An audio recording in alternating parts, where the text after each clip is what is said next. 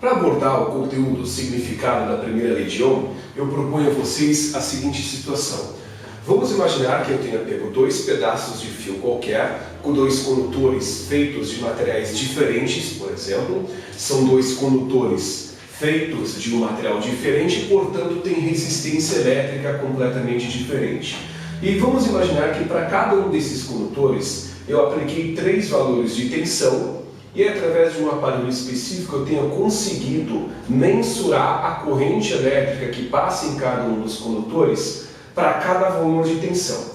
Nesse vamos analisar o que acontece com o condutor 1 quando esses 3 valores de tensão são aplicados. Percebam, aqui quando a tensão de 50 volts é estabelecida nos terminais desse primeiro condutor, o que se percebe é que uma corrente de 5 amperes passa por ele. Matematicamente falando, nós sabemos que a resistência elétrica pode ser determinada através da fórmula do Roy. Então, eu vou tomar a tensão que foi estabelecida nos terminais desse primeiro condutor, que é de 50, e vou dividir pelo valor da corrente associada, que é 5. Isto daria uma resistência elétrica de 10 ohms. Quando a tensão sobe para 100 volts, eu também tenho interesse de calcular a resistência para este par de dados. A tensão agora é de 100.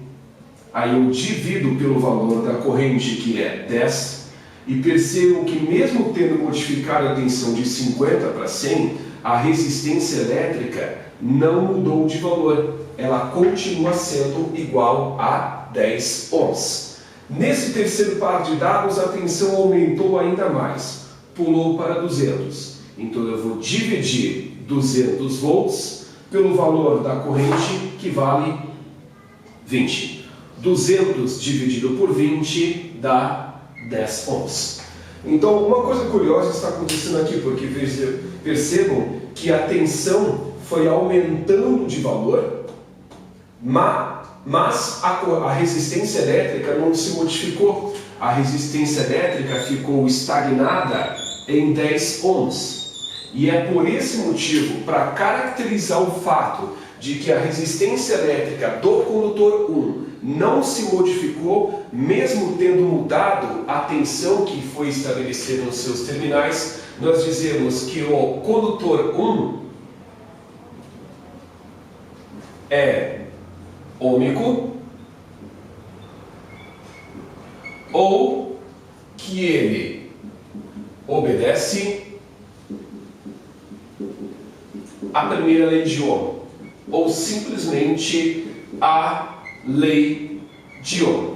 Obedecer à lei de Ohm, a primeira lei de Ohm, ou ser ôhmico, significa que a resistência elétrica do material é mantida constante, independentemente do valor da tensão que lhe é aplicado. Material ôhmico, material que obedece à lei de Ohm, é aquele que mantém a sua resistência elétrica constante, independentemente do valor da tensão que é aplicada. Agora a sacada é a seguinte: como é que esse condutor 1 conseguiu manter a resistência elétrica constante se a tensão foi modificando de valor? O problema é que, segundo a expressão do Roy, a resistência não depende apenas da tensão, também depende da corrente. Percebam que a tensão dobrou de valor, indo de 50 para 100, mas a corrente elétrica também dobrou. Então isso significa que a tensão aumentou, mas a corrente aumentou na mesma proporção.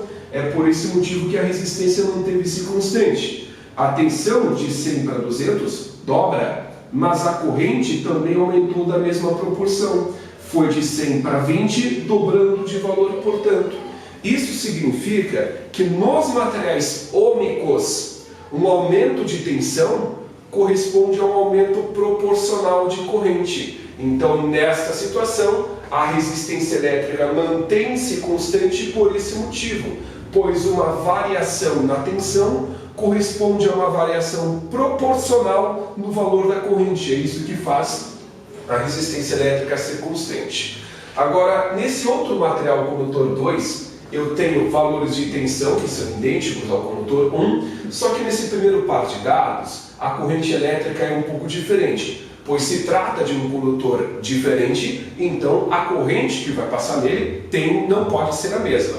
Então, nessa situação, se eu fosse calcular o valor da resistência elétrica, eu tomaria a tensão, dividiria pela corrente, e isso aqui daria 5 ohms.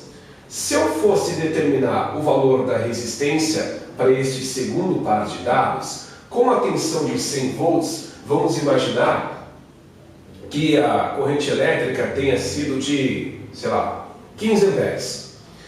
Se você dividir o 100 pelo 15, o resultado vai dar aproximadamente 6,6 ohms. Então vejam que aqui já a resistência elétrica não manteve-se constante. Se a tensão pula de 100 para 200, vamos imaginar que a tensão agora tenha passado para, sei lá, 20 amperes, a corrente, perdão. Se eu dividir a nova tensão pelo novo valor de corrente, o resultado vai dar 10. Então vejam que aqui, de constante, a resistência elétrica não tem nada. Vejam que a resistência elétrica foi variando simplesmente porque a corrente não variou na mesma proporção que a tensão. Aqui a tensão pula de 50 para 100, a tensão dobra, mas a corrente não dobrou. Não foi de 10 para 15, não dobra. A tensão pulou de 100 para 200, dobrou, mas a corrente não dobrou. Isso significa que nós podemos dizer que o condutor 2 não é ômico, ou que simplesmente ele não obedece à lei de Ohm.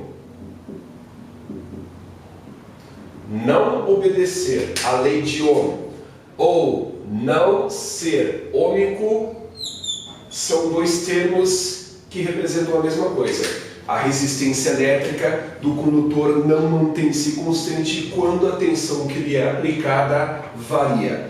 Para resumir a conversa, ser ômico ou obedecer à lei de Ohm significa manter a resistência elétrica constante. Nestes casos, um aumento de tensão corresponde ao aumento proporcional de corrente. Uma diminuição da tensão corresponde a uma diminuição proporcional da corrente. No material não ômico, ou aquele que não obedece à lei de Ohm, a resistência elétrica ela não é constante e aí a corrente não varia na mesma proporção que a tensão. Uma outra forma de se identificar se um material condutor é ômico ou não é através de um gráfico da tensão em função da corrente elétrica. Então as coisas funcionam da seguinte forma. Se eu for adaptar a fórmula do Rui de tal maneira a escrever a tensão em função da corrente elétrica, eu percebo que nesta situação a tensão é dependente da corrente. Isso significa que eu posso estabelecer um diagrama da tensão em função da corrente. E como esta aqui é uma função do primeiro grau, toda função do primeiro grau tem que ter como gráfico uma reta. E essa reta pode ter a sua inclinação voltada para cima ou a inclinação voltada para baixo. Quem determina isso é o termo que multiplica a variável independente, que no caso é o próprio R. Este é o a resistência, é um termo que representa, que multiplica a variável independente aqui exercida pelo papel de π. Isso significa que se a resistência elétrica for positiva, o gráfico vai ser crescente. Se a resistência elétrica pudesse ser negativa, o gráfico seria decrescente. Portanto, segundo essa minha declaração, se a resistência pudesse ser negativa, indicaria que o gráfico seria decrescente. Mas não existe resistência elétrica negativa. Não existe. Consequentemente, a resistência elétrica sendo positiva, ela terá como gráfico uma reta crescente. Mas isso, meus caros, se a resistência elétrica for constante. Esta é uma observação importante. Se a resistência elétrica for constante, então o gráfico será uma reta,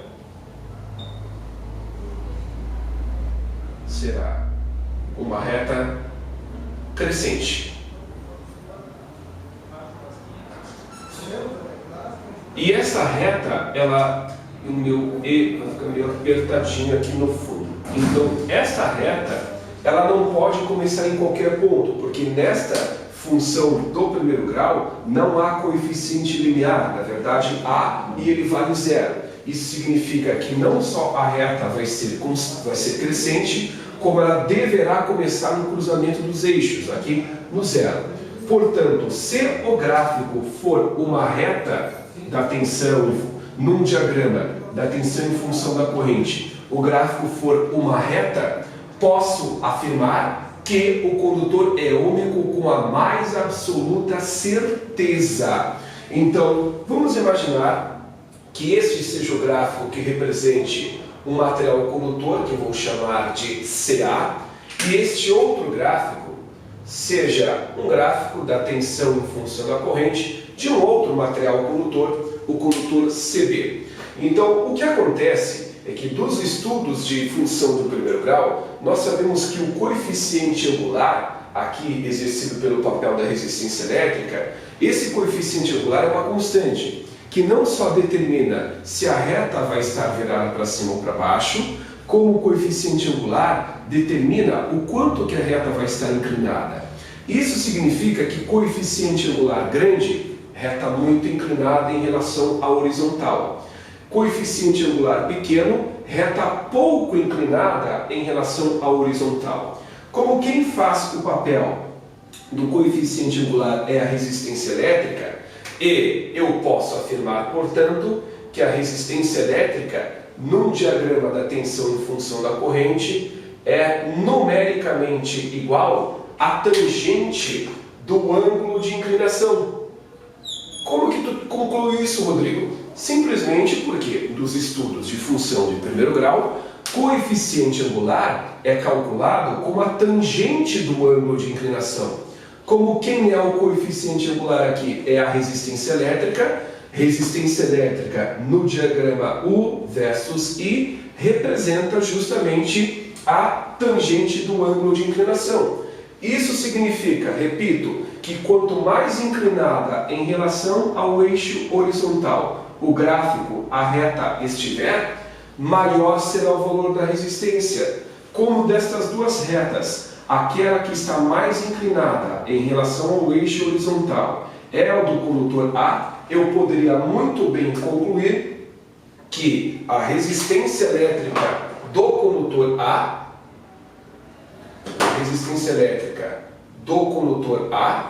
é maior do que a resistência elétrica do condutor B. Aí está. Por quê? Porque o gráfico do condutor A é mais inclinado do que o gráfico do condutor B em relação ao eixo horizontal. Este C aqui, moçada, não é condutância não, tá? Esse C é para representar condutor A e condutor B.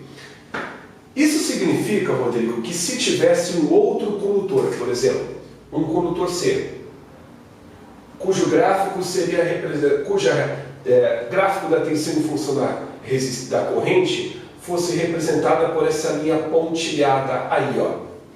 Eu poderia afirmar que o condutor, a resistência elétrica do condutor C3 não é constante pelo fato do gráfico não ter dado uma reta. Isso é verdade. Num gráfico da tensão em função da corrente, se o gráfico deu uma reta, a resistência é constante. O material obedece à lei de Ohm. Agora, qualquer coisa que não seja uma reta, como esta curva representada pela linha pontilhada, eu poderia dizer que este condutor não é ômico. A resistência elétrica dele não é constante, porque nesse tipo de diagrama, só um gráfico como a reta representa uma variação linear da tensão em função da corrente. Portanto, os materiais A, o condutor A e o B são ômicos, obedecem à lei de Ohm, porque o gráfico deu uma reta, o que corresponde a uma variação linear de corrente e tensão, e o condutor C3, ele não é ômico, simplesmente porque o gráfico dele, nesse diagrama da tensão em função da corrente, não deu uma reta. Além do mais, como eu já mencionei, vou frisar isso, a resistência elétrica, pelo fato de ser numericamente igual à tangente do ângulo de inclinação, me permite concluir que quanto mais inclinado é o gráfico em relação ao horizontal, maior é o valor da resistência. Por esse motivo que a resistência elétrica do condutor A é maior do que a resistência elétrica deste condutor B.